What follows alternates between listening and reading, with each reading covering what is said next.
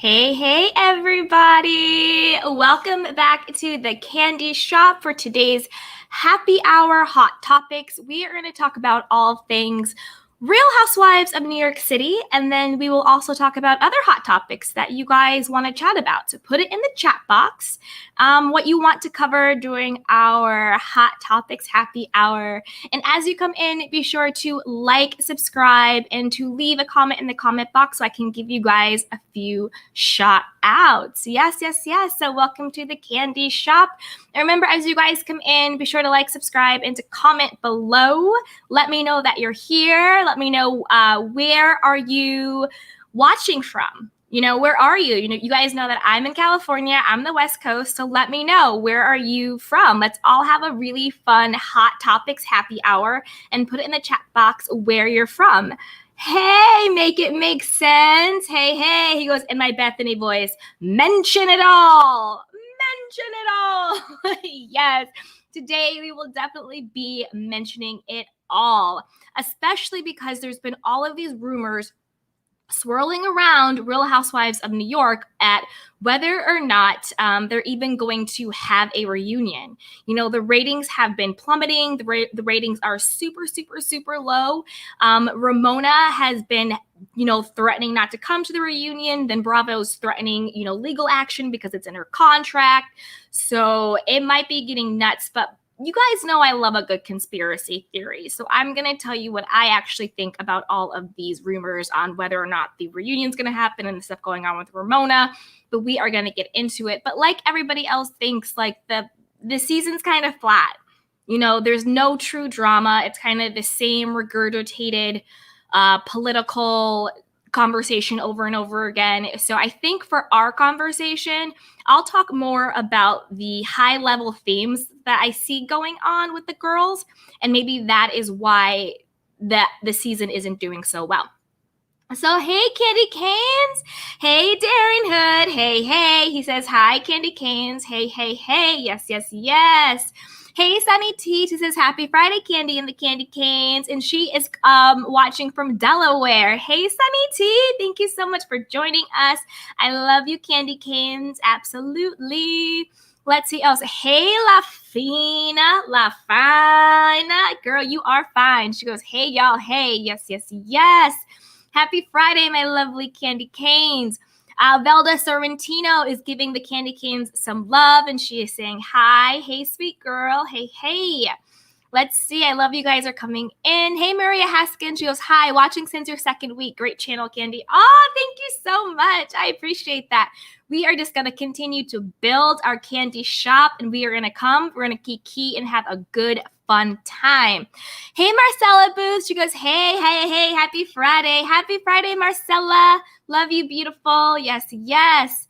Hey, Sherry Watch. She says, hi, Candy. Hey. La Fina says, I feel like there aren't enough housewives in New York this season. I agree. I think that is a key reason why this season is so flat. You can't do it with just 5 girls. It doesn't work. You need at least, I say, 7 strong, apple holders or peach holders or diamond holders or whatever it is. And then 1 to 2 really strong friends to make the show really work, like a Potomac or like a Beverly Hills. Those shows really work. Hey, beautiful Juanita. She says, hello. Hey, sweetheart. Yes.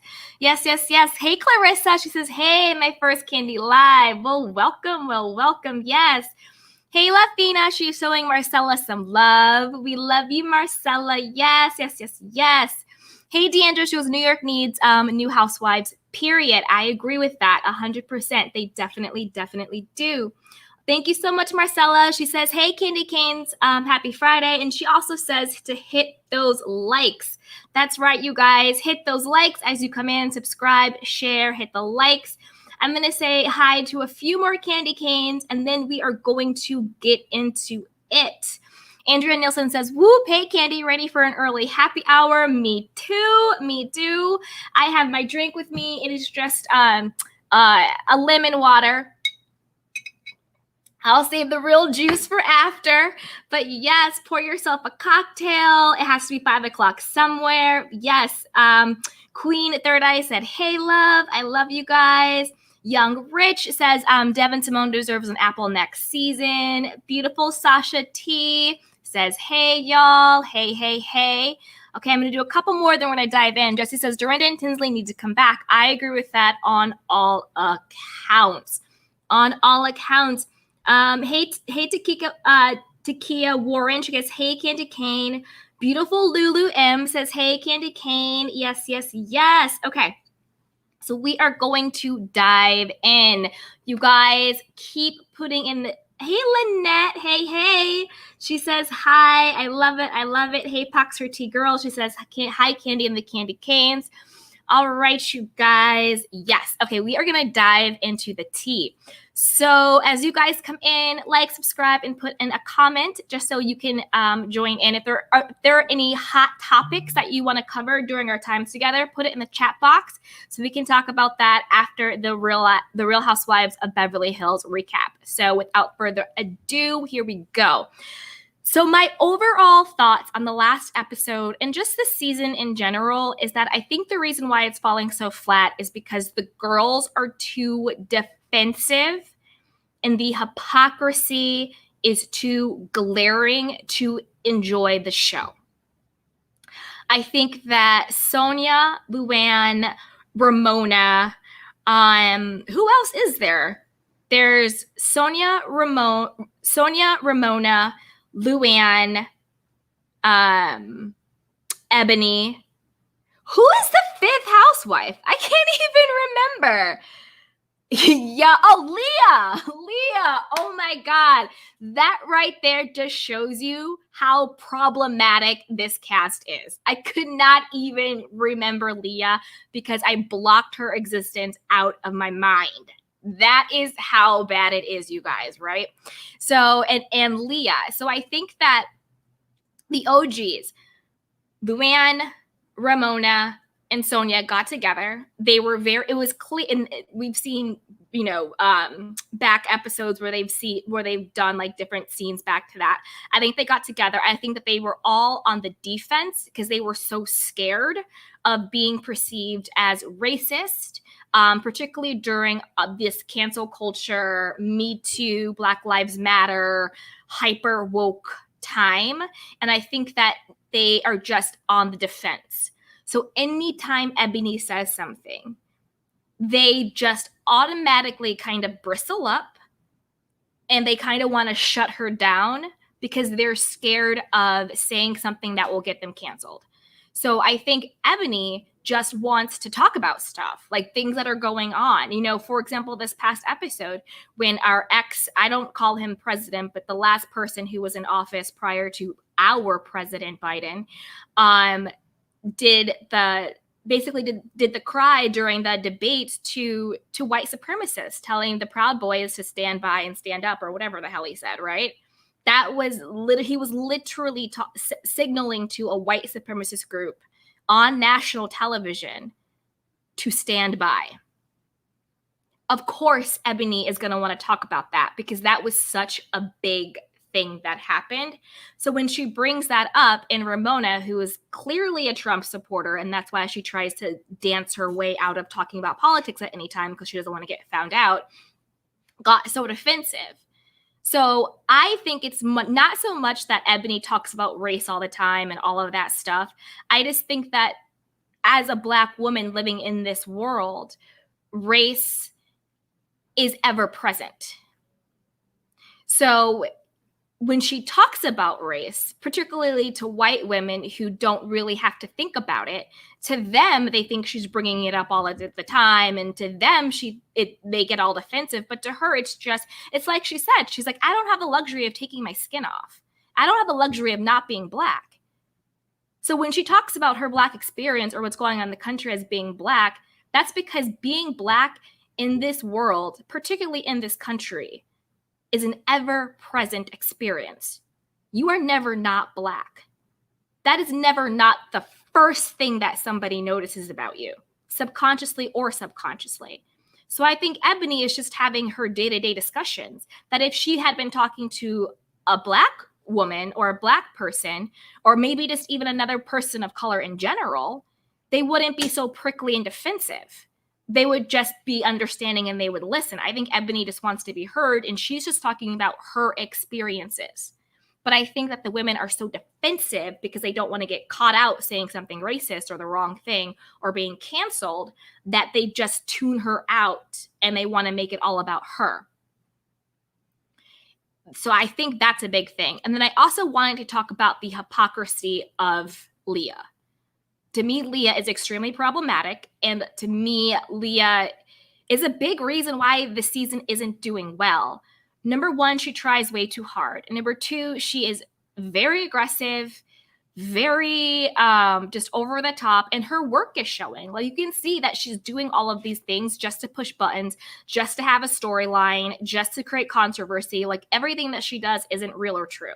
But she doesn't do it in a way that is fun or anything like that. It's just super, super annoying. Like, when she was crying about Ebony's grandmother and she made that whole scene about her, I thought that was just very, very gross and very just like, you literally spent the entire season crying about your grandmother, calling people hoes and whores because your grandmother was passing away, and doing the absolute most at all the times. Why can't you give Ebony literally 5 minutes for it to be about her and her grief and her loss? Another thing about Leah, hypocrite much? How dare she say anything about Bershawn calling the women grandmas and calling the women like old and kind of boring, when wasn't she literally in the last episode or the episode before that in confessionals calling them boomers and saying that they're bores and they're snores and all this stuff? So Leah, make it make sense. How are you on this holier than thou? How dare you, Bershawn, call these women old and grandma-like, when isn't that have been your position this entire time? You've called these women hoes and whores and every other type of word in the world. You've called them sluts. You called them every name in the book. You've called Ramona the B word how many times? But yet you are so confused and so offended and so bothered that Bershawn called them grandmas? Please make it make sense, Leah. Please make it make sense. Another thing that is extremely hypocritical with this season and why I think it's not doing well. So the women had no problem telling Ebony that she needed to lighten up, which I don't think was actually wrong, because I do like Ebony and I do understand that she's talking about her experience, but I also think that she can bring in more levity to it. But I think the reason why it doesn't get to that lightness is because the women is so defensive. If the women received it differently, I think they could have a good kiki and they could talk about it and they could get to the other side of the more light, fun, and all those things, which is kind of what Ebony was saying. She was just like, well, if I bring up something that's meaningful to me and all I get is pushback, then how can I feel safe putting my guard down with you? How can I feel safe, lightening up around you or being more of myself around you? If I come to you with the things that are important to me and you dismiss me and invalidate me, then how can we get to the good key side of stuff?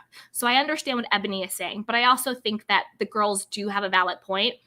We know, Ebony, like we stand with you, but like you also, you're not on Fox News, you're on Bravo.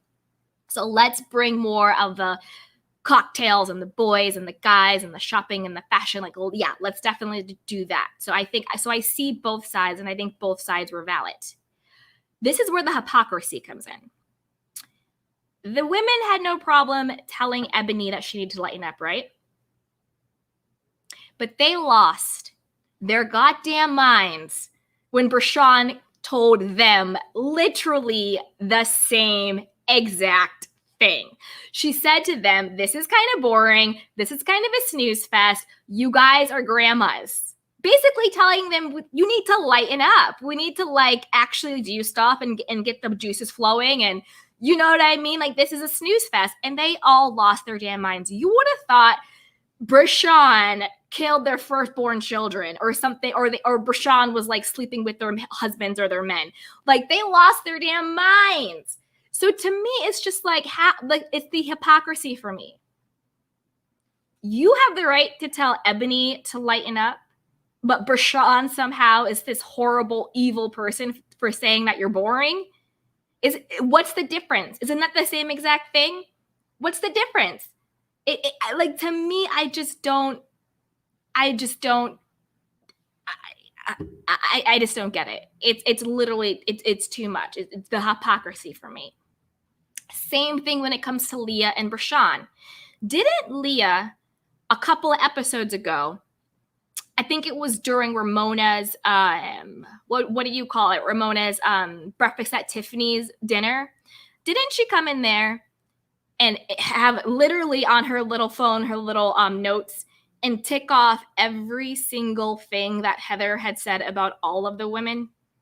And didn't all of the women go after Heather and praise Leah for being honest and telling them what she was saying? And then they all went after Heather and made Heather the villain. But when Brashawn comes and does the same thing, except for she's saying, this is what Ramona said about all of you guys, tick, tick, tick, tick, tick, then all of a sudden it's Brashawn who is the one who is being villainized. What is good for the goose is good for the gander. And this is what is making this season so difficult to watch. It's the defensiveness and it's the hypocrisy. So which is it? Is Leah praised for throwing Heather under the bus for everything that she said about the girls behind her back and telling the girls about it to their face? Or is Brashawn the devil for doing the literally same exact thing, except for she did it about Ramona? Ramona said this about you. Ramona said that about you. But then Brashawn's the devil for bringing it back. And don't get me wrong, I have my issues with Brashawn. She was a little too pick-me at first, and I didn't like how she tried to throw Ebony under the bus to be like the cool black girl of the group. But in this case, in my personal opinion, what is wrong and what is right is right. And you can't continuously treat the brown-black girls differently than you treat the other girls. And it's just so glaring. You know, Leah can be angry and she can throw things and be verbally abusive. And it's just like, oh, Leah, calm down. Give her a couple of minutes. You know, she just needs to get it out. But when Ebony just sits at the table and just talks, not aggressively, but she just talks firmly, like this is what's going on, people call her angry, low-key angry black woman. Leah gets at the dinner table, throws Heather under the bus, talks all about the women for filth, and she's praised for it. Brashawn does the same thing to Ramona, and then Brashawn is the devil who brought this woman, you're burning bridges, all of this stuff. Where was that energy? Same exact thing to Heather. Where was that energy for her? That is why this season is failing. Number one, it's 5 women that cannot carry a season anymore. Our attention spans, especially when their storylines are recycled and regurgitated or non-existent. What is Luann's storyline? What is Sonia's storyline? What is Ramona's storyline? I'm really super confused. I get Ebony's storyline. She just came out of a how many year engagement and that broke up and now she's on her quest for love and redefining herself and all of that stuff. I get Ebony's storyline. What is Leah's storyline? What is Leah up to? What is she doing in this world? I don't know. So when you have 5 women with very, very weak storylines or they've just been regurgitated, like I love Sonia, but like we get it. You were divorced 40 years ago and we get it. So I think that's a big reason why it's failing. And then also the women, I think, were very not fake and phony, because that sounds a little bit too harsh, but I think that they were being very performative with opening to Ebony and bringing in Brashawn. And I think that it's kind of showing how insecure and scared and defensive they are for appearing to be racist. And so in feeling like that, they're not actually opening up to Ebony and wanting to talk about her and what she's been doing. And then it's all about the hypocrisy. Leah, to me, is just doing the most. She clearly is acting poorly. And by acting, I mean like she's playing a persona. Like it is very clear this is not who this person is. And it's very clear that she's very, very calculated. And it's just a lot and it's too much. And I don't want to watch it anymore. It's like kind of boring and hard to watch. And then the stuff that Leah gets away with, that nobody ever holds her accountable for. They actually coddle her for it. But the moment Ebony does something like it, or Brashawn does something like it, they get read the riot act. And everybody gets up in arms and so offended and how dare you and all of these things. Luann, Leah called you a hoe, a whore, and a slut to your face in your house. Ebony just said, I'm educated. And I have a more education, which she does. That is a fact. And you threw this woman out of your house. Make it make sense. And I think people watching it now, with the way the world is now, we're just watching these scenarios through a different lens. So even if we don't automatically realize the hypocrisy, I think that there's something in us subconsciously is being turned off by it and is being triggered by it. Because I know I'm kind of triggered by watching it. I'm just like, wait a minute. This doesn't make any sense. So, Dorit. Hey, you guys. Let's see what you guys are saying in the Dorit says, I have some hot tea on Leah. Girl, do you want to come and spill? And remember, I'm going to drop the link to join. And remember, everybody, this is just alleged. This is our opinions. This is just all for entertainment. But yes, I want to make sure to say that this is all alleged and this is just all for our entertainment. And let me see what else is going on. I mean, and that's the thing. It's like, it's so boring that the only thing we really have to talk about is the hypocrisy of it all. And like, what else is going on in New York? We need Dorinda back. I would love Dorinda back. I would love Tinsley back. We need to fire Leah yesterday. She needs to be gone. Hey, Dorit. Hello.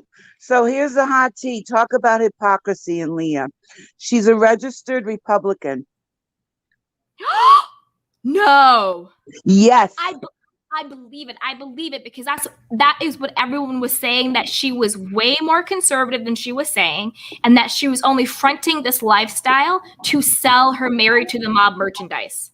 And, you know, the first episode, she said she was converting to Judaism, and of all the sects of Judaism, Orthodox, which is the hardest to abide by. They cannot wear low-cut dresses. They have to wear like turtlenecks, long sleeves, long skirts, tights. Their head has to be covered. They can't show their hair. And she was going to become an Orthodox Jew, really? And you notice you haven't heard another word about it. I guess it didn't fly, so they let it die down. That was going to be her storyline, right?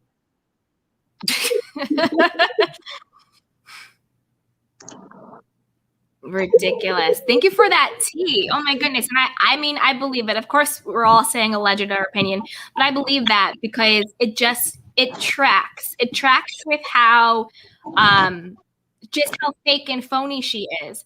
And to that, I also wanted to say to Ebony, if you ever watch this, not sure if you ever will, but you are being played by Leah. Leah is not your friend, boo-boo. Leah doesn't like you. She doesn't care about you. Has nobody else noticed that Ebony, I mean, she has a great education. She is super smart, but she might need to work on that intuition a little bit because Leah is not your friend. I know that production set it up for you to come on the show through Leah, but Leah is not your friend and she doesn't like you. She's using you 100%.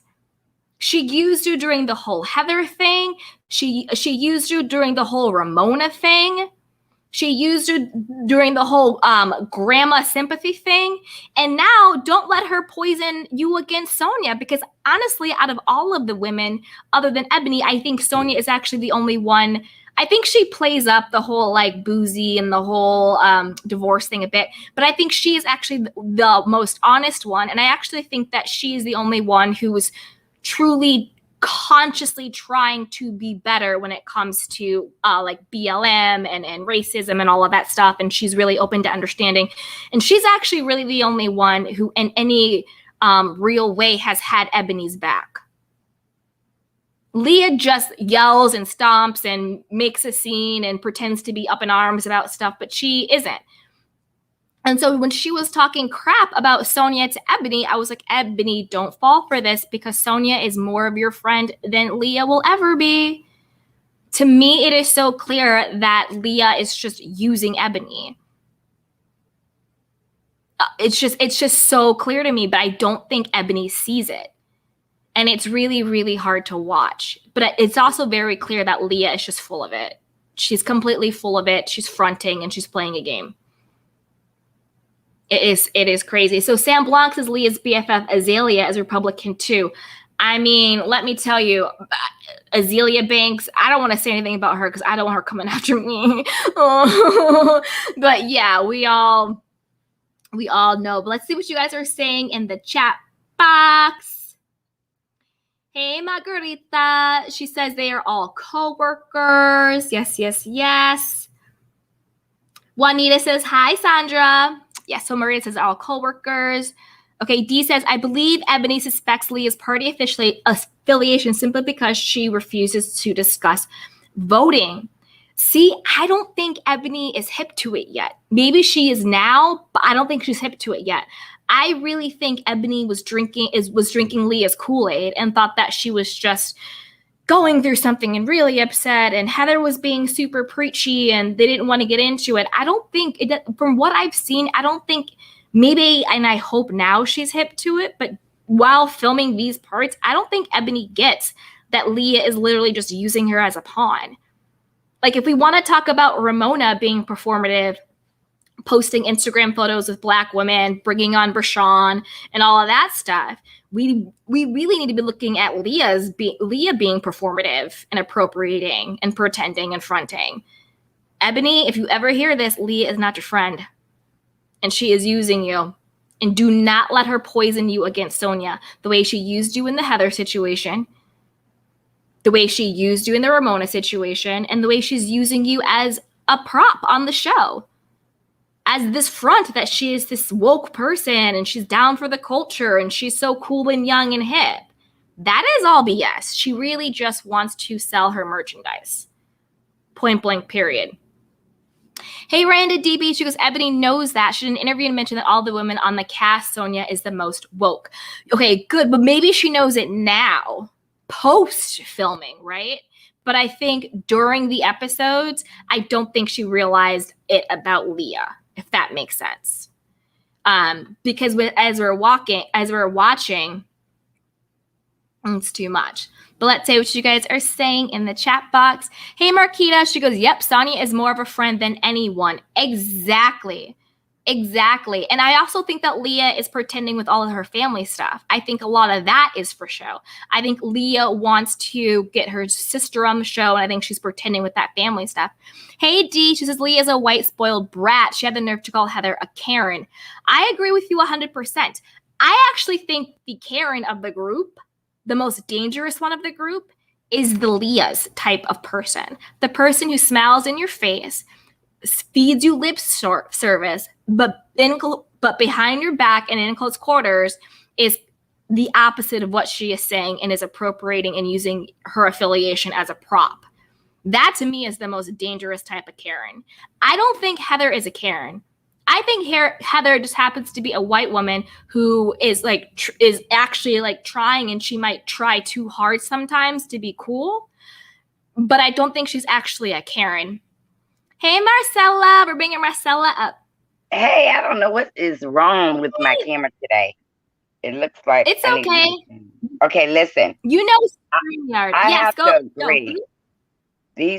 New York needs to scrap everyone, because to me, over the years, they have been drunken whores because they sleep with each other's man. I don't understand that. They can fight and argue, and they label Ebony aggressive, but Leah has tantrums, breaking up Ramona's stuff in her backyard. They don't say a word. I just feel that these women drink too much, and I'm going to tell you, part of Bravo's thing, they offer them these drinks. They bring this alcohol around to gear up this thing. But when Leah said she wasn't going to vote, that bothered me. When Ramona didn't want to, even if she's a Republican, talk about these points of view so people can know what you feel. And Ebony was saying what she feel, but honey, Bershawn, I know of Bershawn. I mean, from a very close friend, and I would have never thought that she would act like that. And it seemed like they wanted Bershawn against Ebony, because Ebony was checking everybody at the door. Everybody. I don't understand why they had Bershawn up there. Bershawn seemed like she wanted to get in and cause problems so that she could be picked up the next season. But I don't know. People are asking me, is she really broke? I don't know, because it doesn't matter. The housewives want anybody who would drum up drama. They don't care what your financial status is. Sonia is the most real, because Sonia was high, then low, and she was the only one saying, come on, listen to Ebony. They need to get rid of Luann. Luann got a vicious history, allegedly, of taking her children's money and this, terrible things. And they got her back up there. All the franchises got some problems, every last one of them. And child, I just think that they don't screen who they put up there anymore. They do not screen who they put up there. They just giving us a show. And when Andy and Truly Original get tired of these people, then they bring out criminal things against them. They make them look crazy, and it's getting crazy.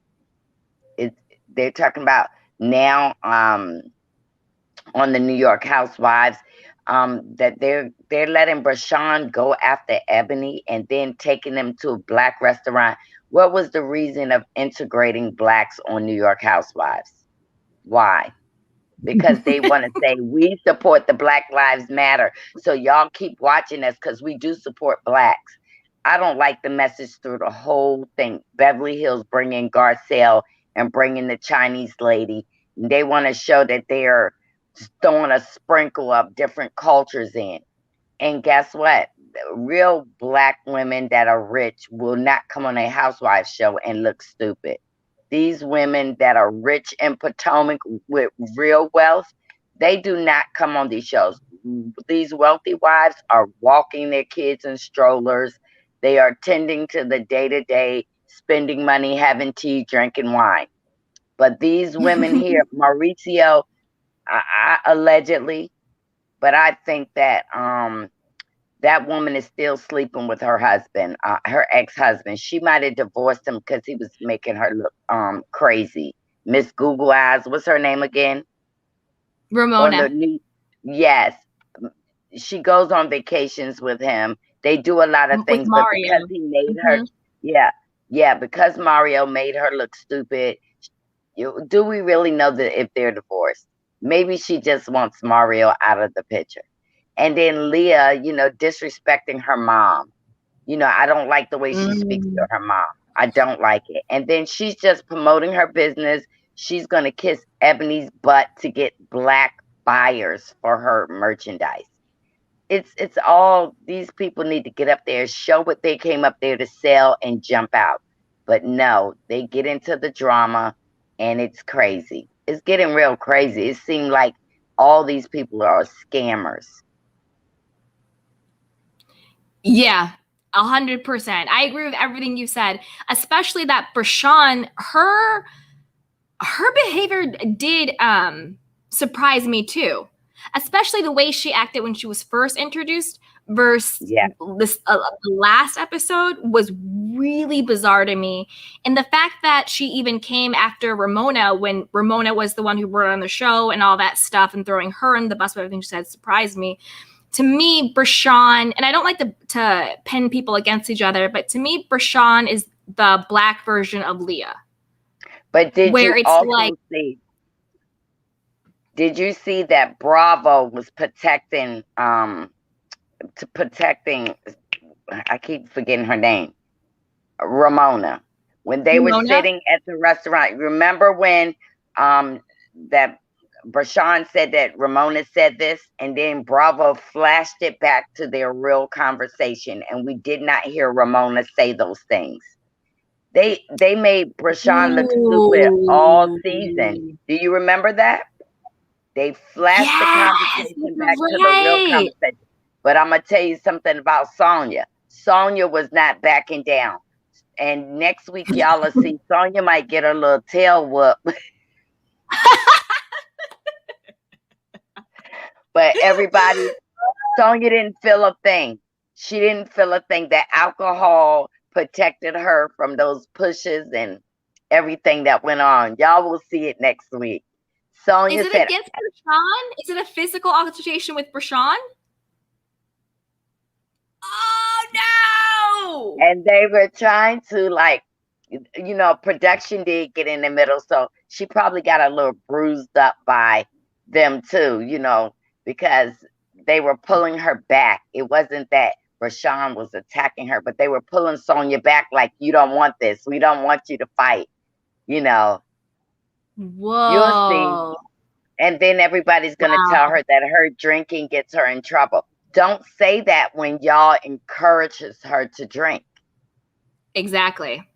And then this thing with Ramona pooping on herself everywhere, that is like unsanitary. But why would they do that? I mean, this is not the first time. And on the low, my opinion, I think Sonya and Ramona done bump, you know, coochies. They probably have. I'm like a drunken vacation or a drunken late night in the Upper East Side. I do. But, you know, it's getting ridiculous. It's getting ridiculous, nasty. And they got a bunch of older women acting like whores, sleeping with the same man. I mean, Leah married the guy that slept with everybody. Ooh. But I'm going to tell you something. They go to one hotel to hang out. And this is where they hang out all the time. And they just are in the circle of the same men in Manhattan. They're in the same circle.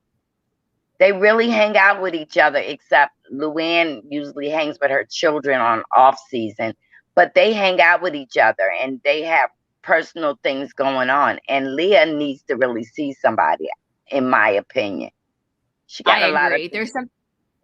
She has a lot of problems, like a lot of tics, and I think she has a really nasty, mean streak. I think she's very, very calculated, but then really puts on this front.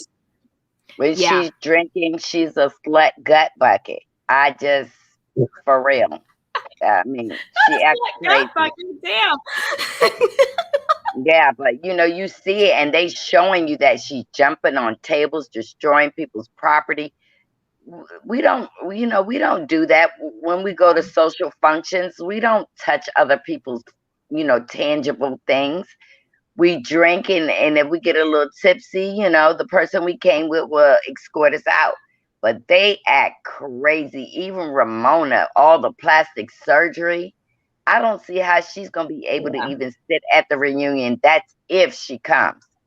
Now, I had told Do you think that's real though about the reunion stuff? Because like I was kind of like, are they just saying this to boost ratings so we tune in to see what happened? Why won't she come? Or do you think it's legit? I'm going to tell you, I told everybody before the season started that Ramona went into real estate. And that she was not going to complete the whole season out. And I don't think she did complete the whole season out, but they're going to sprinkle her from previous tapes. People got to understand when they watch these housewives show, even the people that's on the shows don't know what they're going to show. Right. They don't know. So they're going to sprinkle her out through the whole thing. Of course, they want to keep Ramona because Ramona is the roller coaster. She's the crazy wild card that the show needs for the boost. All these housewives show have been really going off the rails. Either somebody got legal problems and it's hitting close to home. If you have something private you don't want the world to know, don't go on these housewives shows. Don't. Exactly. And the season is just boring and flat and the same thing over and over again. There's nothing new. There's no newness. We need some new women. I think we need And to you know like why they took swoop the stars everybody off? out. They took the stars off because they were paying them too much. Now they got a new pay scale. The pay scale is that they pay them per episode that they show them. That's what they do. Now, if y'all listen to Monique's thing last year, Monique Samuels, she said she was recording while they were on their trips, and they didn't pay her for 3 episodes. So they can punish you. If you come out and do interviews with somebody they don't want, they can take your money. It's in your contract. Do you know when they get in a fight with each other, they are not legally bound to sue. They're not supposed to sue. That's a punishment. But guess what? You notice that Candace did not get punished. Monique walked away, but Candace did not get punished. And they made that out of a storyline. That was free advertisement for them. So, you know, they don't want a boring housewife. They don't want somebody to come up there and have some common sense. You know, they let Ebony cut up everybody. And it's like those girls don't know what to say. They don't know. They don't, because they're like, okay, she's a Black girl and she might say something back to me that embarrassed me. But then they talk about her behind her back. That's even worse. Exactly. So dirty. So dirty. And you can tell Leah is not a real friend to her. She just whispers little things in her ear and then winds Ebony up to then go out and talk and do the most on her behalf. Yeah, but do you notice that Leah acts crazy, and they labeled Ebony as the aggressor, not Leah, and that's what was concerning to me. I mean, there's little parties like New York, the I Love New York fashion show or whatever show they had. All of that was sucked. I would have cut that off and put it onto the floor. None of that was good. Damn, Marcella. You know, they are boring. They are boring. Ramona got that house out there in the Hamptons. You know, they should have kept Dorinda on. She was more fun because when she got drunk, she told them exactly how she felt and she was serious about it. They cut off the people that were good. They're keeping all these stiff, stale people up there, which is crazy. The grandmas, in Brashawn's words. I'm tired of weddings. I'm tired of weddings. I'm tired of hearing about. I'm just so sick of it. And they still film. They still. Personally, I didn't like that they went somewhere that they're practicing voodoo and all this old crap. Yeah. And then she said she's Jewish. She's Jewish. No, but she's Jewish getting a tattoo. I was like, what in the world? Good point. That's right. That is a very good point. Yes, and when you are getting a tattoo, they tell you don't drink. That's real life. Leah is just a mess. She is just a mess and lying and doing the most. Maybe she said she was converting to Judaism because she didn't, because in case she said anything racist, she could be like, no, I'm Jewish. You can't come after me. Right. Like it might have just been like a defense because like Leah to me is extremely calculated. Very, very calculated. Very, very calculated. And she knows exactly what she's doing. And it's a big act. I think it's a very, very big act.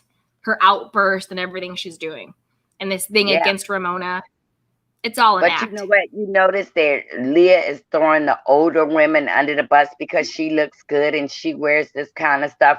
Ramona is trying to straighten up. And when she was talking to the realtor, she looked really crazy at that table, just repeating herself. But she's supposed to be a realtor now. So we're going to see. They need to scrap the whole thing and get rid of it. And Beverly Hills, they need to, and I'm going to tell y'all a little secret what I heard. Lord, I'm going to say, forgive me, allegedly, on Beverly Hills. Rena is there said to have hid some of the assets for Erica. $5, right? Allegedly. Allegedly $5 million. Now, Yeah, Rinna is allegedly. dumb, but Yup. allegedly, Lisa is now, what's the name? Kyle's sister is going to come out a book to say that Rinna's husband Kim. is gay. And he allegedly has a boyfriend in Canada. Yes. Yes. So allegedly. And I want her to get that out. I want her to have that. And I'm going to tell you why, because truthfully, Mauricio and Kyle took this child's house. And, yeah, they did. And she was really the star of we on New York, but she is really the star. No, go ahead. She's so sweet. And you know what? She's worked through her alcoholism. She's a recovering addict. But guess what? What's happening to her? It would set me back to drink like that too if I was a alcoholic. You embarrass her, instead of being with her sister. Kyle has really thrown everybody under the bus. And Mauricio allegedly is the biggest cheater up there. The biggest. And didn't Mauricio also take Kathy Hilton's husband's clients when he did his own for agency? And then that was why Kathy and Kyle had that big falling out, right? Allegedly. And that's why you will never see Kathy's husband. You will never see him. He will not be a tobacco to the show. You notice that Kathy will never talk about her own daughters. Only Kyle name drops her daughters. And you see Kathy house, that's an epitome of wealth. But no, girl, Mauricio, listen. Sent me. I heard something is about to come down with one of those husbands in California. Something's about to come down that they've been doing some Ponzi scheming. And I hope that it's not Mauricio, but we're going to see. PK? You know what? PK is a producer, y'all. He is really a producer. He produces Boy George. He produces a lot of people in England. But, I still think that they're broke. They don't have as much money because, they got sued. It took a long time to sell their home, a long time. And, a lot of them rent. Like you see that Erica Jane was renting this house for $10,000 a month, but you ain't got no money. You all broke and poor. If you broke and poor, honey, you need to go stay in a house that's, maybe $4,000 a month, but 10, but she don't live there no more. She's not there anymore. She no longer lives there. Wow. And guess what? Allegedly, I feel ain't shit wrong with Tom, okay? But if you can play that role, I would play that role. You let Erica go to jail.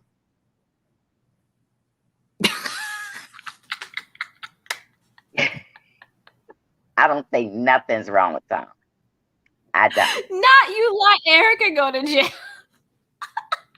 You know why I would want Erica to go to jail? Because if people do not realize, for years, she have put everybody under her feet. And then for her to say that she doesn't like the way Tom treated her, well, she treated those wives the same way. Lisa, who really has wealth, now she wants to be friends with Rinna. Come on. Her and Rinna has never been this close. And I'm going to tell you that black girl on that show is not drinking the damn Kool-Aid. She don't believe nothing Erica say. She don't believe. She not playing with none of them.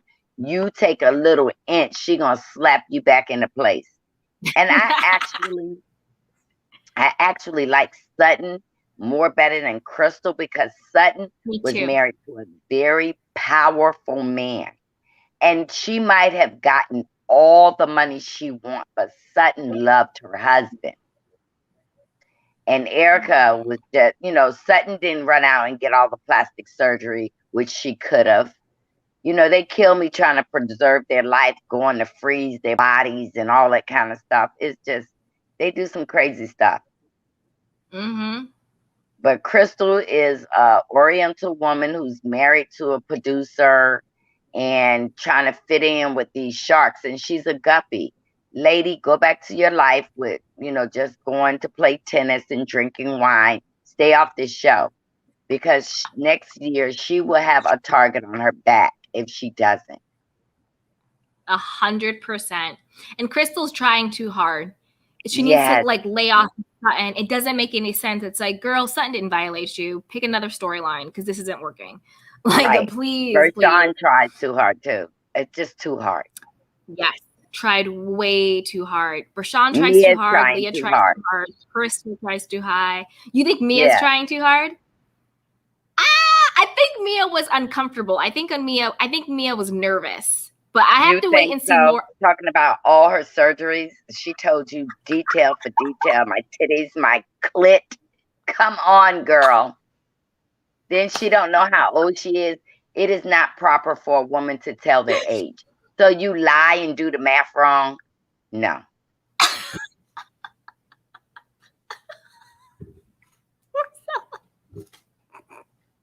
Now we're gonna have another wife in Potomac.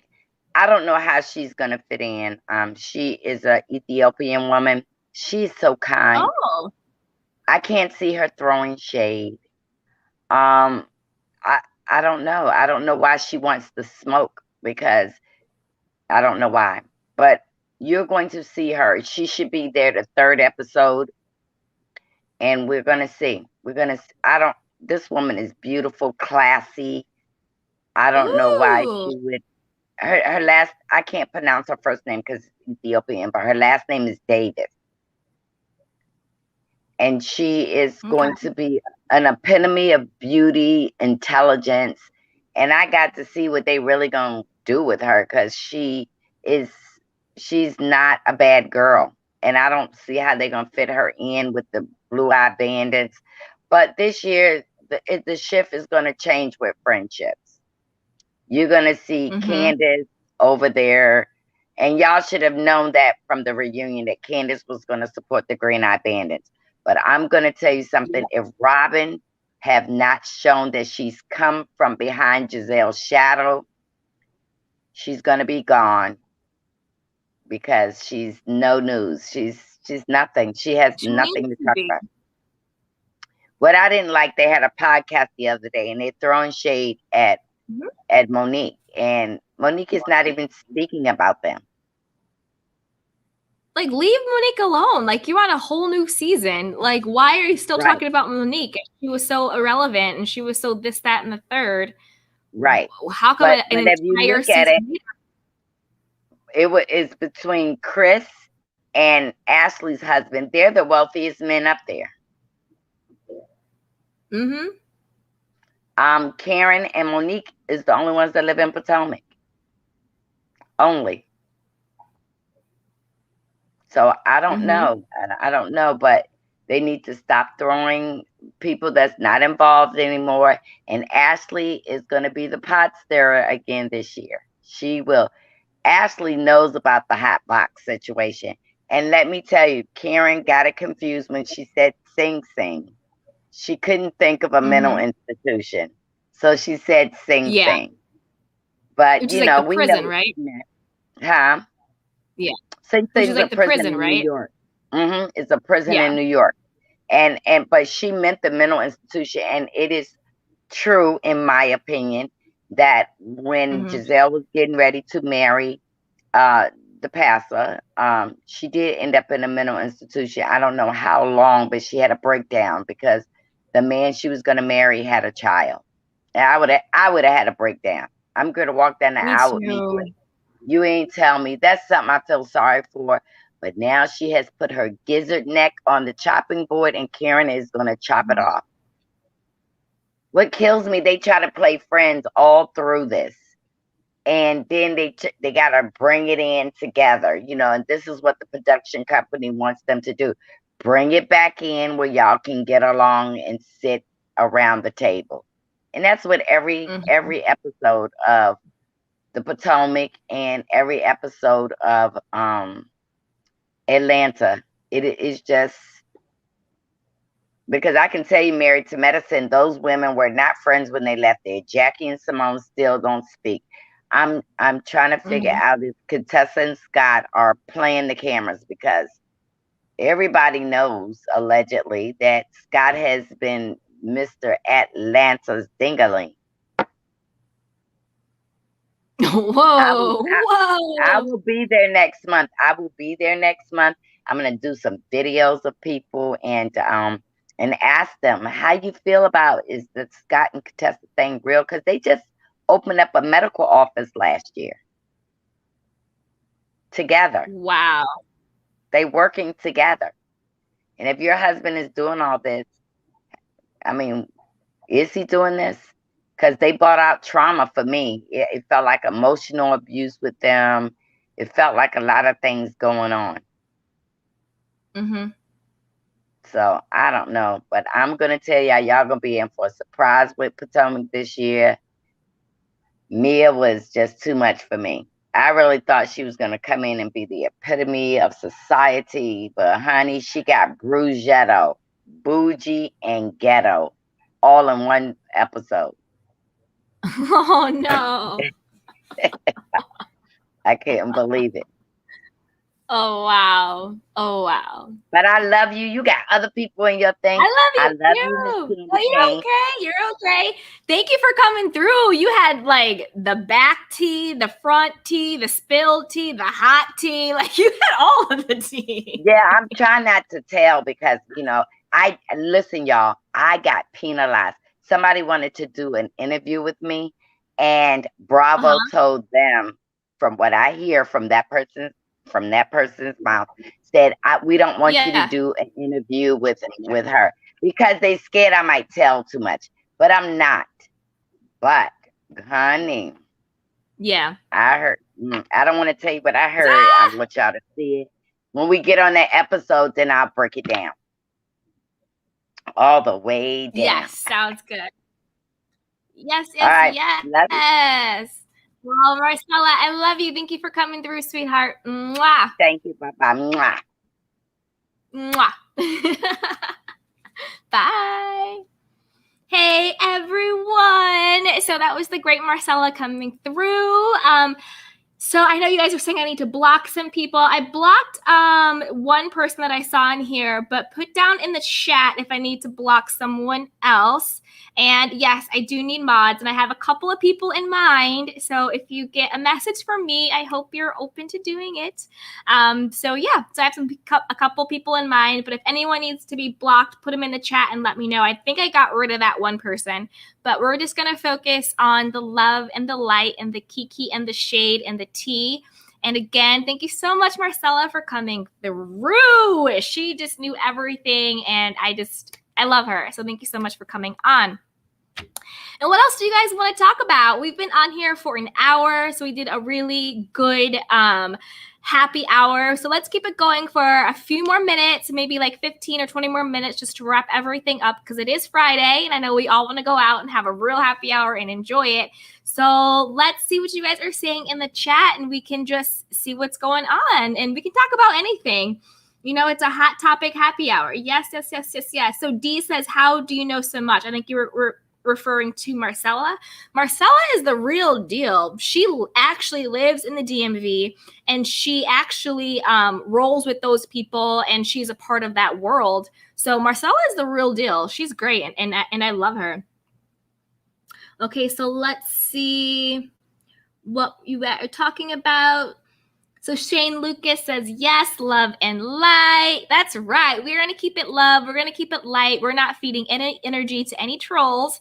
So if anybody's in here trolling, just let me know. And I'm going to be reaching out to a couple people to be mods.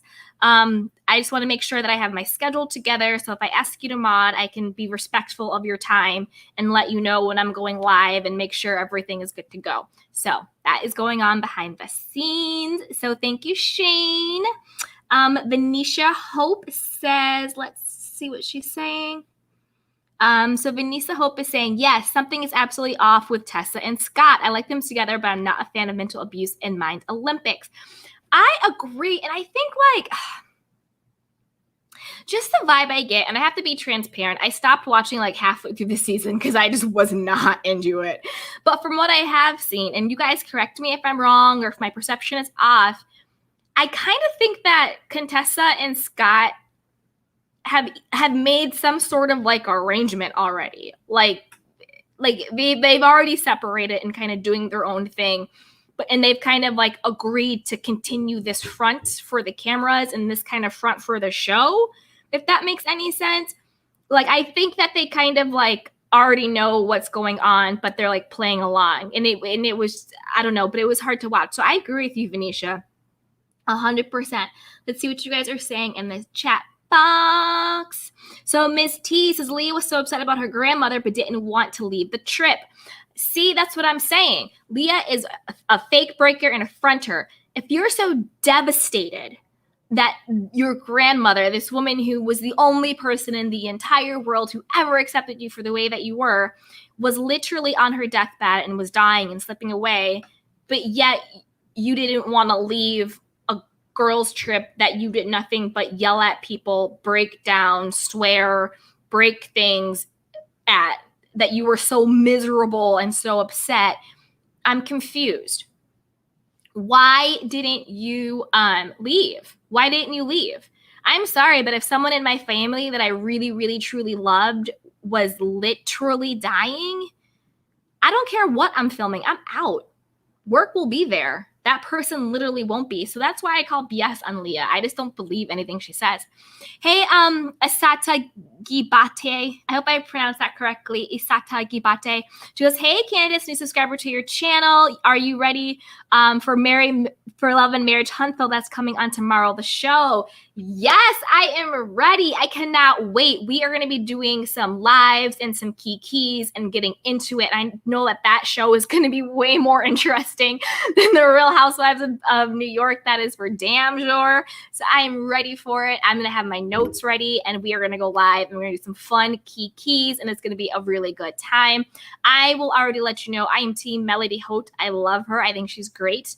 I'm excited to see what Kimmy's doing, what everybody else is doing. So it'll be good. And I think there's a couple of new couples coming on the show too. So I'm excited for that. Let's see here. Hey, Boxer Girl. She goes, Contessa and Scott are play for the camera. They are, right? Aren't they play for the camera? Especially when I did watch the reunion part 1, but not part 2. And just Contessa's face, she let it slip for a moment where you could tell that she was thinking about the way that she was being upset, and she was like thinking about how she was looking and reacting. So to me, it seemed like she was in her head and not her heart, where she was like pretending to be upset, but like in her mind, I could tell that it was almost like calculated. So who knows? Who knows? What you guys are saying in here? Hey, Venetia Hope. She goes, you might be right, Candy. I know. Let's see.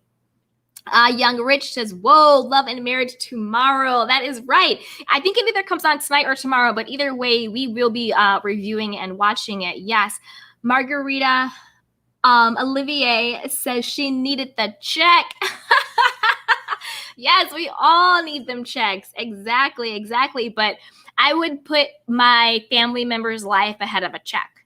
Do you know what I mean? Because like she could have still been in the episode some way, somehow. And like the money will come again, but that person is gone. So I can't believe it. I cannot believe it.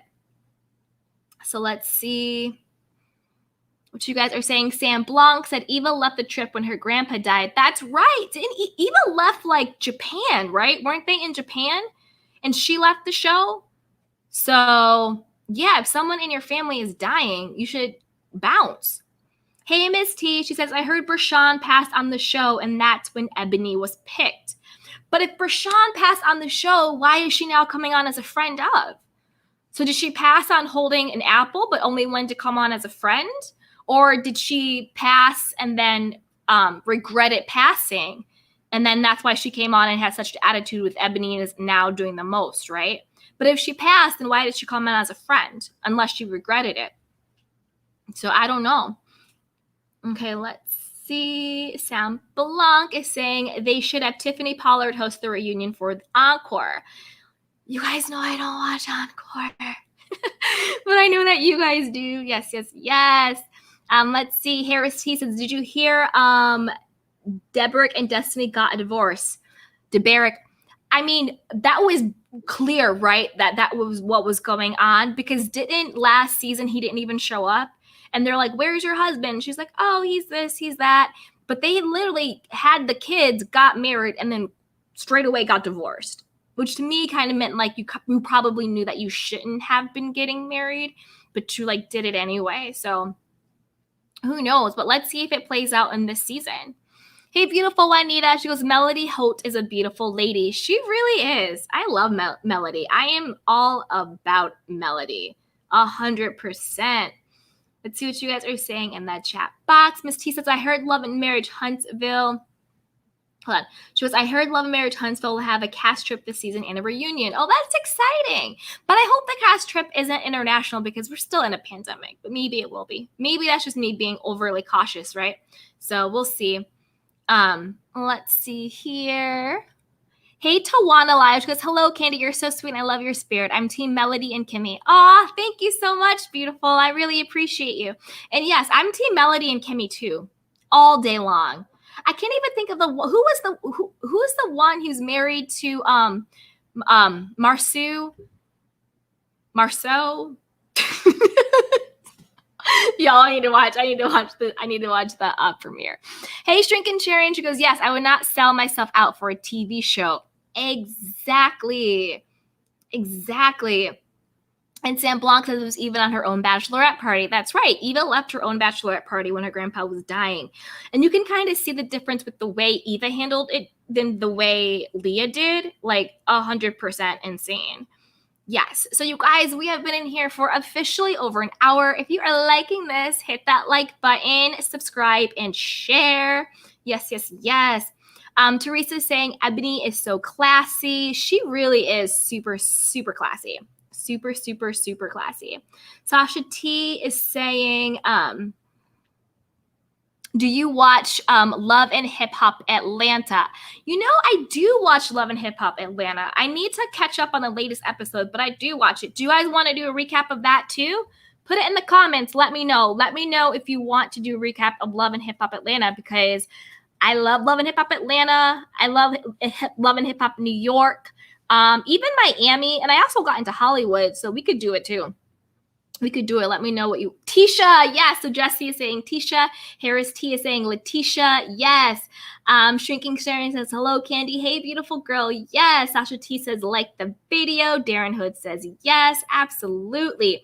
Yeah, Letitia to me, Letitia, I cannot with Letitia. It's like I don't even have words for it. Like the insecurity, the projecting, the deflection, the single Black female vibes that she gives to me when it comes to Melody. It's just too much, knowing that her husband is dipping out but wants to blame everybody else. But I do love her mom. As much as she meddles and as much as she brings the drama, she kind of reminds me of Candy's mom. And like kind of like a different type of way, but kind of like the same energy. So I do like her mom, but Letitia to me, it is just bizarre. It is way too much. Oh, thank you so much for the super chat. So Asada Gibate, I hope I'm pronouncing your beautiful name correctly, says, Candace, what was your favorite 90s show? I don't know if I had a favorite 90s show. That was a little bit before my time, but I think my favorite shows were anything on Bravo and anything on MTV, I guess, or kind of like my favorites. I also like okay, you guys, don't judge me. But I also really love murder mysteries. Like, I love, like, the old, like, classics, like Perry Mason and Murder, She Wrote and Midsummer Murders, everything Law and Order SVU, What else do I like? Yeah, I just like a good murder mystery. That's like really my jam. I love a good murder mystery, and I watch all of the series. Mrs. Marple. I will jam out on some Mrs. Marple and Perot. Don't even get me started on Perot. And Agatha Christie. Oh, anything Agatha Christie. So that's kind of more of what I watched and what I like besides like reality TV stuff. So thank you, Isada, for that question. That's a really good question. Thank you, sweetheart. Hi, Young Rich. Hey, Tawana, says Candy. She goes, hey, Candy, your channel is amazing. You're doing such a great job. Thank you so much. You're a breath of fresh air. Keep doing you. I will. Exactly. That is what we do here in the candy shop. We keep it light. We keep it love. We have a great key. So that is what we are going to continue to do. Yes. So Dana says, Midsummer Murders, yes, and Miss Marple, love. I love them. Like, I'm obsessed. It is so good. So good. Queen Third Eye. Hey, Queen Third Eye. She said, old soul like my daughter. Yeah, I am kind of an old soul. I would definitely say that. I like the murder mysteries. I like the old classics. I'm very introverted. Like, I don't like a lot of crowds. I don't like a lot of things like that. But I love like small gatherings. I love being in nature. I love writing. I love reading. I love creating, things like that. So yeah. So let's see what you guys are saying. Doot.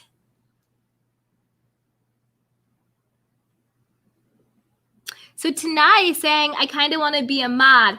Okay, I'm going to write you down, Tanai. I have a couple of people in mind, and I'm going to try and figure out how to reach you guys because I do need mods. And can't use the excuse of being new. I got to get on my game, and I have to get the mods and figure out how to do everything. And I'm going to do it. Hey, Tookie. So, hey, Tookie. She goes, do you watch Bridgerton? Okay. So, listen. All right, I'm going to be transparent with you guys. I only watched the episode that it was like in all the magazines and all like the online stuff. And it was like, this is like the steamiest romantic sex scene in Bridgerton. But I couldn't really get into it otherwise. It seemed like, I don't know. I didn't get that into it, but I did watch that particular episode. And I was like, what is all the fuss about? Like, I thought it was cute and everything, but I didn't get the fuss. But do you watch? Like, should I give it another chance, Tookie? Like, let me know. Are you guys watching? I know the second season is coming, so let me know. So let's see. Hey, Asada Gipate. She goes, mine's was Family Matters and Martin and Living Single. I know that I have seen those. But I didn't I didn't grow up on them, but I have seen them and I do know like all the players and stuff. So yeah. Thank you so much, Isada. Shrinking Sharon says mods are important for your channel. Yes, they are. I know that I need them and I'm going to get on it and everything will be good. Yes. So thank you guys. I will I think Sasha T said that I can email people. So yes, I will email and I will reach out to people. But yes, that is definitely on the list, you guys. Miss T says, I'm a pig for you, Canada. I want a mod. Okay, so I'm writing down Miss T. Yes. And someone else I thought about too. Okay. So Sasha T says, did you ever watch Stranger Things? You know what? I didn't. I couldn't get into it. I don't know what it was. I know it was such a big thing, but I could not get into Stranger Things. I really, really couldn't. Tuki says, yes, you should give it another try. It's so good. Okay. Well, maybe I will have to give it another try. Okay, Young Rich says, I knew I sided Heather for a reason because she only talked about black guys as a fetish and seemed like they are the type they fall for. That's right, Young Rich. So you were saying the comments are going so fast, but I think you were referring to Salt Lake City and that Mary is no longer messing with Heather because you're saying that Mary is accusing Heather of being a racist. Did something happen? Did Heather say anything? Do you have any like tea prior to the premiere of the new season, let me know. But I agree with you 100% about Heather fetishizing Black men. And I also had a very big issue, a very, very big issue. And it really pissed me off when she was in her confessional, right?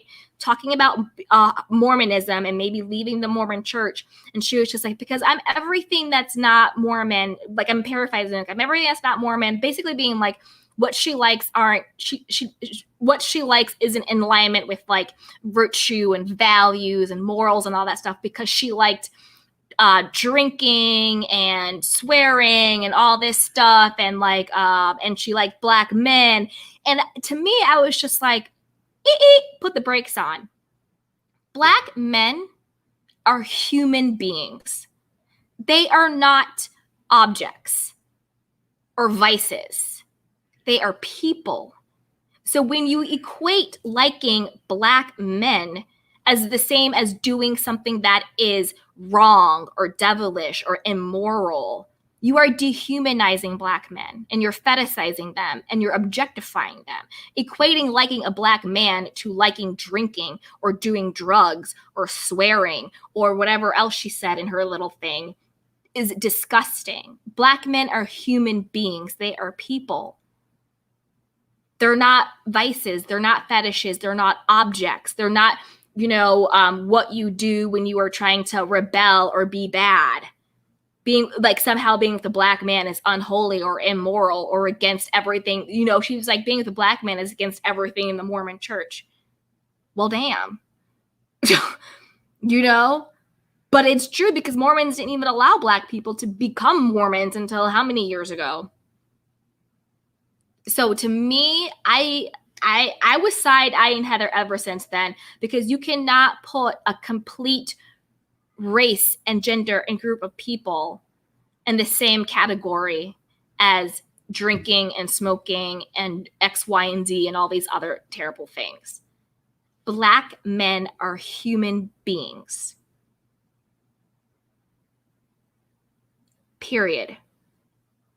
And that really, really disgusted me. And it also disgusted me with other people like, yeah, Heather, you go, Heather. That's right. Blah, blah, blah. You get it in. Ooh, Heather likes big Black beans. It's just like, do you not get what she's actually saying and what she's actually doing? Like, she's putting down an entire race, an entire agenda of people, and acting like being with a Black man is some type of like taboo, like backdoor type of thing, right? Black people are human beings. Not something you check off your bucket list of the crazy things you want to do in your life. Like, it's just insane. Okay, so that's what you're seeing like this. So she says, yes, like Black people are like vices, like a release. Right. Thank you so much, Ageless Bloom, for the super sticker. Thank you so much. Sam Black said, I never liked Jen's Black girl cosplay. Agreed. Jen, you may be a minority, but you're not a Black woman. Point blank, period. You're not. And she just always tried to act like it. And it's just like, don't. And that's another thing I don't like that Jen did and other people do. When you are a minority, Black, white, brown, or whatever, and you're just doing poor behavior and people are calling you out on your behavior, don't pull the race card. Take accountability of just your behavior, because there is enough true racism that happens in this world that when you play the racism card and it's not racism, it gives people an excuse to be like, oh, well, see, can't say anything about Black people, can't say this or that. It dilutes it when it really does happen. Sometimes you just have to take accountability for your particular actions, regardless of what your race is. Because racism is rampant and it is very real and it happens a lot. So I agree with you. I don't like her Black girl cosplay either. Hey, Venetia Hope. She goes, yes, Heather in that comment was too much. Made me clutch my pearls. Me too. And I was like, how come nobody caught this?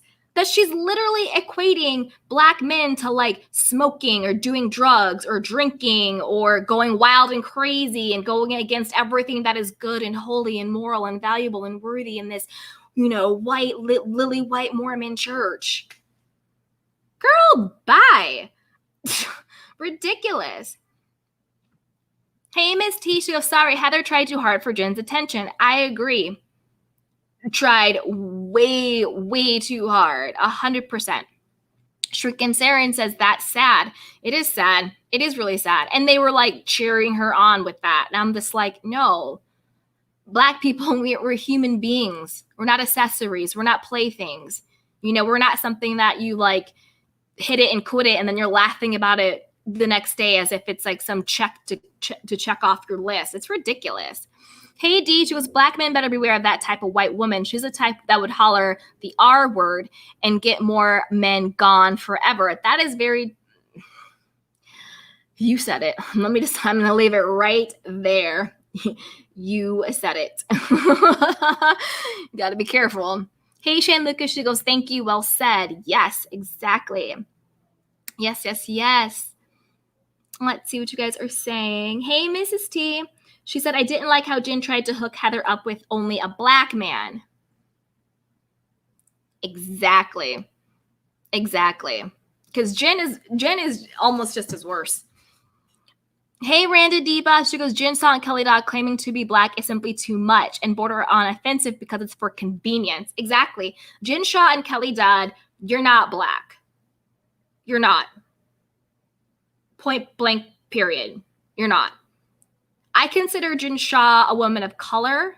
I do believe she's Asian or maybe Pacific Islander. I'm not 100% exactly what she is, so I don't want to offend that particular culture. But Kelly Dodd, girl, you're a white girl. Stop trying to front. Stop. Hey, Venetia Hope, Jen was always insulting our intelligence. She really was. She really, really was. She wanted to call the black girl race card when it was convenient for her. And it was just like appropriating the whole time and using her black husband as like a trophy. Hey, Sasha T. She goes, I don't know if it's just me, but I hate when they mix races on cast. We see everything through a racial lens. I hate when they mix races and it's not based on an authentic friend group. Like what we're seeing in New York right now, how they just sort of plopped Ebony in, and it's so clear that her and Leah were never friends. It's a hot mess. I think it was pretty clear with Garcelle. They kind of plopped her in, but she had Denise, and now she has Sutton, and they had genuine friendships. So it's kind of working a little bit better, and they've had race conversations and everything like that. But I think it's working a little bit better. Same thing we saw when they plopped what's her name? Tiffany Moon on Dallas. When they plopped her in, that didn't work out so well. So I agree. It's hard when they mix races on cast when it's not organic, when it's clear that they're tokenizing the diverse person on the cast. Yeah, definitely. 100%. Hey, Sam Blanc. He says, she says, in her community, that's why they compare it to, that's how she was conditioned. Exactly. They compared being black as being sinful, as being dirty, as being wrong, as being unholy. They didn't even let black people in the Mormon church and community. Probably, I bet you, I don't know the numbers, but I bet you it's under a couple decades. So like maybe 10 years ago, 5 years ago, 15 years ago, 20 years ago. I don't know, but probably very, very recent. And it's still probably very, very segregated and still probably very, very racist. But they literally equate black people with derogatory things. Subhuman. I'm gonna compare sleeping with a black man to smoking a blunt, to drinking alcohol, to sinning, basically. Basically, what she was saying was, I like to sin. And sleeping with a black man is sinful. That's basically what she was saying. And it's really, really disgusting. Sam Block is saying that she's Tano. Randa Deba is saying Jen Shaw is Asian.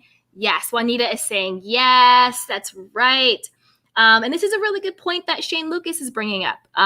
Behavior does not equal race. Exactly. That's behavior does not equal race. You can front and you can appropriate and you can affect a culture. That does not make you a part of that culture.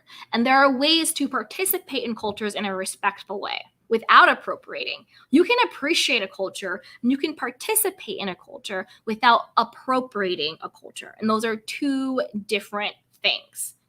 You see what I'm saying? It's insane. Venetia says, yes, D, you have one right here. Okay. Ms. T says, I didn't like how Jen tried to make Mary look bad on her views about being Black. Yeah, that was a big one. For me, my biggest thing with Mary, like, I don't care what, what Mary's wacky views was on being Black and all that stuff. I thought Jen was reaching a bit. My biggest thing with Mary is, what about all of those allegations with her church and like the fraudulent businesses and what happened to her grandmother and how her death was suspicious and how she married her grandmother's husband and how they may have like faked the will and left out her family members and stole all the money. Like, that's what I want to talk about.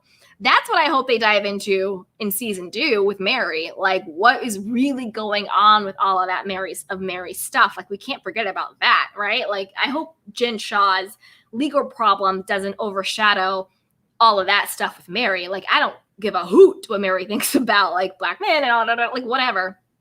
I want to know what's going on with Mary marrying her grandfather, her grandmother's suspicious death, the alleged faked will, the alleged taking over of the businesses illegally and like very shadily, and her telling her congregation that they're selfish because they did give her a birthday gift, her having all of this money, and then the people in her congregation are like poor and struggling and like trying to go to people's houses for like tithes and offering. Like, that is what I want to know with Mary. Like, that's what I want to know. I don't care about hospital smell. I don't care about the Jen Shaw views on being Black. I want to get into that when it comes to Mary, because that to me is what is interesting. Queen Third Eye said, yep, let's dig into Mary's life. Exactly. Andrea Nelson, hey, sweetheart. She goes, yes, that was very bizarre. I agree. Juanita says, oh my gosh. Andrea says, allegedly. Yeah, this is all alleged, all opinion, for entertainment and just for fun, guys. Let's see. Tanai Hazel says, Mary and Jen are both basket cases, period. So true. Miss T says, is Mary's story is very odd. I don't like the way she talks down to people. I agree with that too. I do think that Mary to me was hard to watch when it came to her talking down to people and the race stuff, because I do think that there is a part of her that kind of thinks that and let me know if you guys agree with me with this. But I think when it comes to Mary and race and talking down to people, I think Mary thinks, I'm a Black person, but I'm not like those Black people. Like, if that makes sense, where it's just kind of like, oh, like, don't treat me like you would treat other Black people. Like, sure, I'm Black, but I'm not really Black. Wink, wink. You know what I mean? To me, that was the vibe I was getting from Mary. Like, what do you mean? Like, I think she kind of thinks like, don't put me in the category of Black people. Like, I'm not in the category of Black people. Like, look at everything that I have. I think Mary's like that, which to me is really gross and disgusting. But yeah, so exactly. So D is saying Mary appears to be an elitist and a colorist. Yeah, I think she's that type. I think she's that like sedity, I think is the term, but with a more negative connotation. Like, I think Mary is just like, sure, I'm Black, but I'm not like black. If that makes any sense. Hey, Klima. So Klima Daniela Wade says, I don't think Mary is a good representation of us. I don't think she is either. She is either. She kind of plays into every stereotype. You know what I mean? Like, she plays into like organized religion in the Black church is nothing but a corruption, Ponzi scheme, stealing from the rich to give to the the opposite, stealing from the poor to make their own selves rich and everything else. I know it wasn't actual incest because they're not blood related, but still a very weird incestuous vibe by like marrying your grandmother's husband.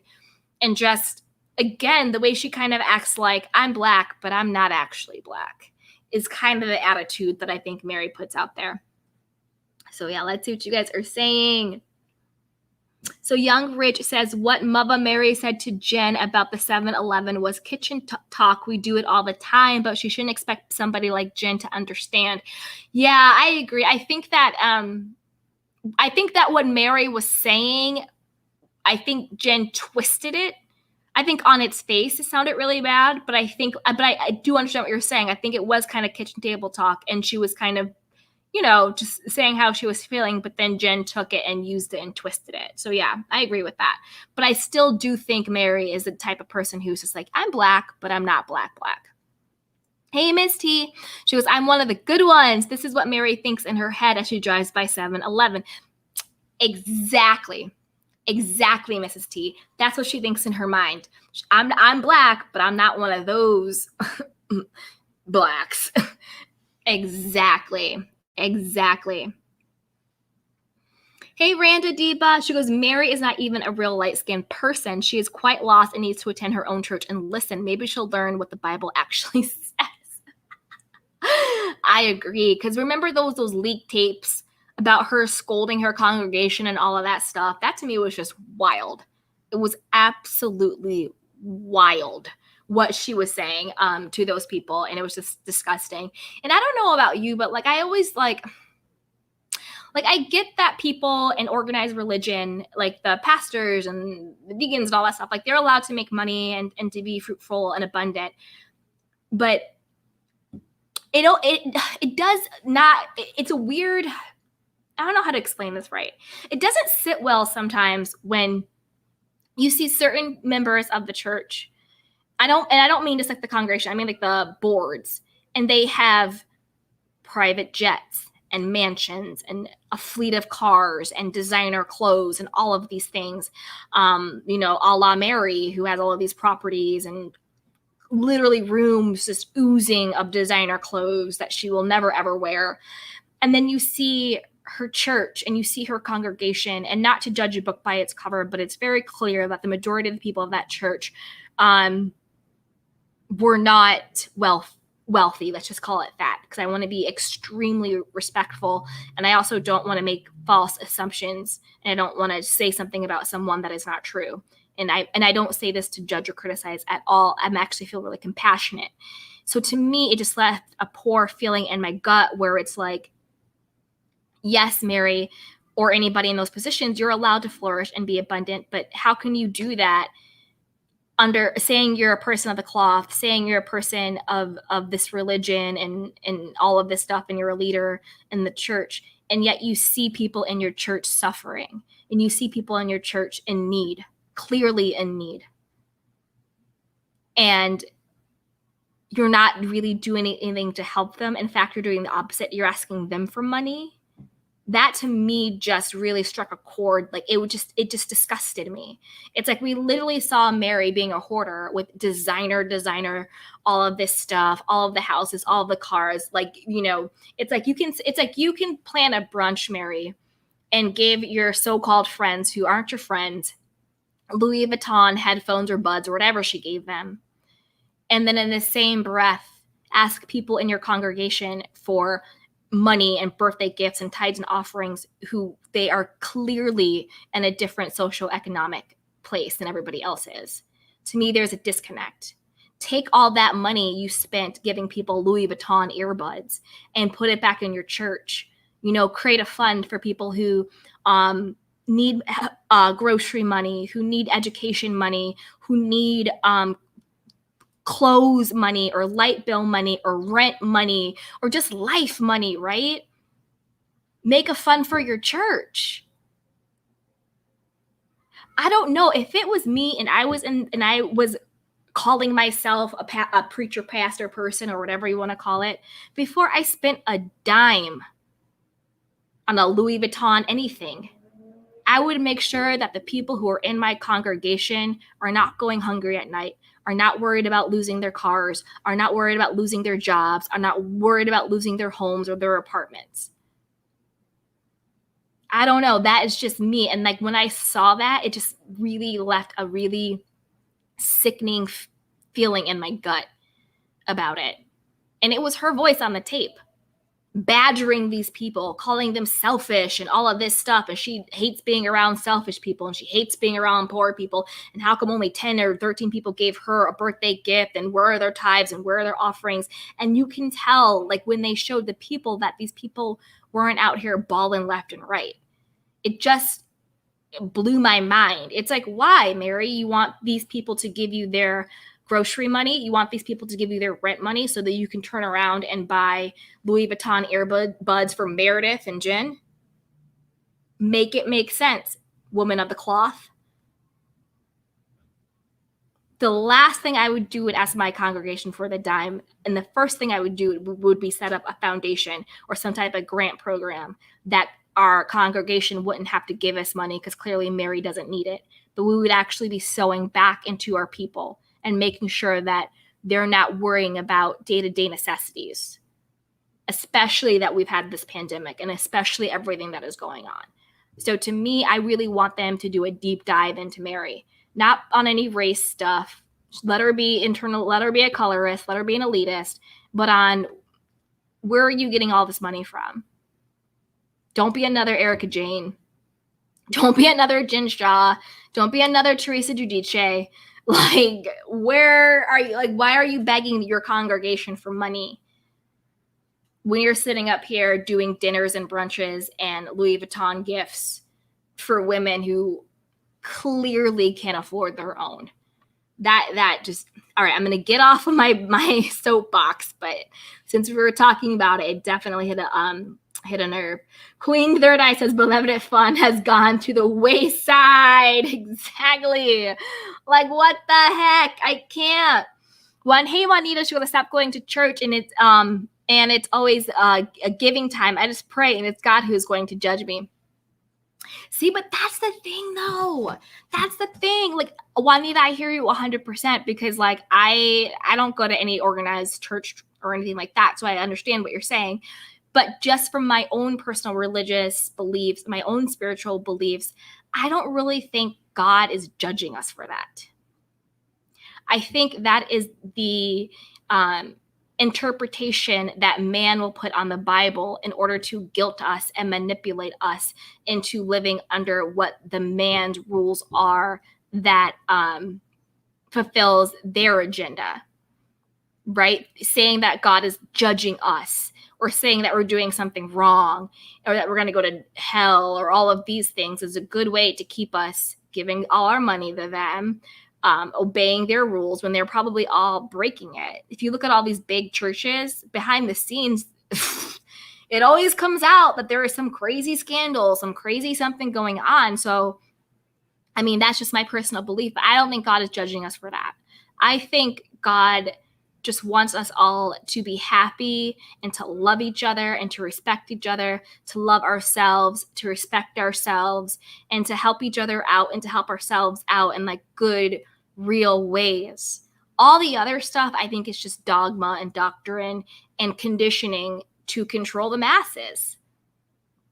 Because church is just like a corporation. There's a reason why the congregation is the 99%. And the boards and pastors and preachers are the 1%. You know, if your congregation is taking the bus to church and you're getting in your like Audi and Mercedes and your BMW and your Bentleys, how is that any different from any other type of corporation where the people who are really doing the work are the ones who are suffering, and the people at the top are the ones with the private jets and everything else? So for whatever it's worth, I don't think God is judging you. I think God just looks at your heart and looks at your spirit and looks at your intention and looks at who you are as a person. You know, God doesn't want to condemn us. God gave us life so that we may have it more abundantly. So that's just what I think. So Andrea Nelson is saying religious abuse is a thing. Exactly. It is a thing. And it's a really good way to keep us in line and to keep us checked and to keep us doing what they want us to do. The fear of God's judgment, going to hell, and all this other stuff. It is so, so true. Hey, Venetia Hope shows Candy. Sadly, the majority of AA storefront churches. You are so right. It is true. I mean, the majority of AA and the majority of the other one, think about the Catholic Church. Think about the Catholic Church, all the stuff with the little boys. I mean, I don't want to go down that. I don't want to go down there, but I'm just saying, like, if we're going to be honest, we have to call a thing a thing. You know what I mean? We really have to start calling a thing a thing. And a lot of these things are not looking good. Hey, Misty, says Mary is also doing her son a disservice by not making him more responsible. She just laughed at his overspending off. You know why she laughed at the overspending is because I don't think he's spending her money. I think he's spending some ill-gotten money, allegedly, in my opinion. You see, and she has a tick and she has something going on. But I agree with you. She definitely does. It's bizarre. Hey, Randa Deepa, how about a daycare for practitioners who have to work but can't afford decent childcare? Exactly. That's what I'm saying. Let's use the money or the funds or church or whatever it is to actually implement things that the congregation can use to be happy and to live better lives. Like, it's insane. I don't get it. Hey, Sun Blanc shows there are several businesses that they own besides the church, so the money comes from different places. No, yes, I understand that. And let the money come from all types of places. I totally get that. And I also get a lot of really wealthy preacher pastors. They sell books and they have tours and they do conferences and speaking engagements and all of the other stuff. I get it. I don't think that there is anything wrong with preachers and pastors and deacons and all of that stuff. I don't think anything is wrong for them to be wealthy and to be abundant. I think, to me, what doesn't sit right is when their congregation is so clearly suffering, or there is such a clear disparage where if you, let's put it this way, if you're asking someone who makes $45K a year, I just pulled that out my head, to give tithes and offering for different funds for the church, but your salary is well over $1 million a year, where is your tithes and offering for the church? Are you giving 1/10 of your money? Because if Mary was giving 1/10 of all the money she was making from these businesses, then how come her church was looking like that? If you saw literally one of Mary's closets, if she cleaned it out and resold some of that stuff, would be enough money to revamp that church. Why was her church looking like that if she's giving 10% of what she makes? You want everybody else to give a tithes and offering. Are you giving a tithes and offering, Mary? Because if you looked at her closets, overflow of designer clothes. If she resold that, she could easily use that money and pour it back into her church. That's what I'm saying. You see what I'm saying? Okay, let's see what you guys are saying. So, hey, Raquel Turner Art, she goes, y'all should Google King Leopold II, letter to missionary. It reveals a lot about how religious institutions run today. Girl, I believe it. I believe it. You just got to have your wits about you. Really think for yourself. And I think the biggest thing is really cultivate your own unique relationship with God. Be very, very clear on what your personal relationship with God is. You can call on him. You can talk to him about anything. You don't need outside. I'm not saying anything. I'm not saying you don't need church. I'm not saying you don't read religion. I'm not saying you don't need community and covenant. That's not what I'm saying. I'm just saying that it's really about what is your personal relationship with God, and really firming that up so you don't fall into the traps of, I'm not saying all churches are corrupt, but so you don't fall into certain churches that are corrupt is what I'm trying to say, if that makes sense. Hey, JBaby300, he goes, I think Bravo, let's see here. I think Bravo thought Mary was going to be the big scandal, which was why, which she was a little, however, Jen ended up being the bigger story. Yeah, that is true. I do think Bravo thought that Mary coming out would be a bigger story. But wasn't it really weird how Mary was a part of the cast in the beginning, but then halfway through she was only filming in her closet and she wasn't even really a part of the series? It was bizarre. Oh, Sam Blanc is saying Mary was originally supposed to be a friend of, but she was so kooky they wanted to add her full-time halfway. Okay, so maybe that's what the halfway mark was. Yeah, but she's saying, yes, that was foul at Sam B. Yes, yes, yes. Sam Blanc says, they think they don't need to because they are anointed. No, they need to tithe and offer just like everybody else. You know what I'm saying? If you are expecting the people in your congregation to give 10% of their income, you need to be giving 20%. That, you know, like, come on. Sam Blanc is saying, snake oil salesman. Miss T said, I gave Jen the side eye. Who has 30 assistants? But what they do besides scam, girl, preach on it. Shane Lucas says, we can all change, but that's not supporting things that don't serve the community. We have power. Exactly. Juanita says, I agree, Candy. Thank you, beautiful. Anita. Young Rich says, what was it looking like, Candy? Yes. Okay, my beautiful candy canes. We have been in here for an hour and 45 minutes. I think we're gonna wrap it up. And we had so much fun talking about the Real Housewives of Beverly Hills, New York, Salt Lake City, and a lot of other stuff. Yes. So I love you guys. I love you, beautiful candy cans. Have a very safe and happy weekend, and we will be back on Monday. We are going to talk about Love and Marriage Huntsville, and we can also do Potomac as well. Those both are such great shows. We might have to do 2 separate lives. I might have to do 1 live for each so it doesn't run too long. So I might have to chop it up, but we'll do it. The people who are potential mods over the weekend, I'm going to get my act together. I will figure out how to email you or get in touch with you, I promise. And I'll see if you want to be a mod for me and get on a schedule, because I really want to make sure my schedule's in place so I can be respectful of your time. So yeah, I'm going to get my act together. I'm going to ask people to be mods, and fingers crossed, prayers up, we will have mods on Monday. So yes, thank you guys so much. And I love you guys. Yay, Juanita is giving a happy thing.